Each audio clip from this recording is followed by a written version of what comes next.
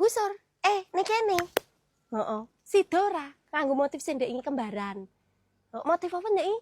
Rene yo ora krungu aku, ha? Motif L. Oh iya, LDR yo. Tak enteni kene tak enteni perapatan apa ning kene? Ning kene wae yo. Engko arep sidone terus apa? Buduko. Yo, siap. Oke. Nggo iki lho Za, motif LDR lho, Mbak. Ya. Yo dhisik sik, ampirono sik kok gek tak rono. Yo, rono apa rene? Yo sik, yo. Yo, ya. Tak kandhani Mbak. Lah iki lho sing aku ndek motif tuku anyar busur. Jenenge motif LDR lho. Ora ngerti ki makane dolanmu sing adoh kenalan karo aku ben jilbabmu ki modele lucu-lucu lho. Lho Mbak kok modele lah iki sing jenenge LDR ngene iki.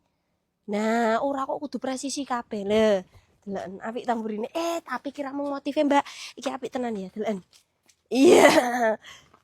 Ya ngene iki lho ya. Omah kok ya jane. Ya sakjane yo aku. Ya deleken. Ki digarek diwalik ngono ki. Deleken. Nah, iki iso dienggo bolak-balik, Mbak. Dadi irit dan hemat. Ning nek aku dino iki kayane nganggo iki sik tak ngoco sik.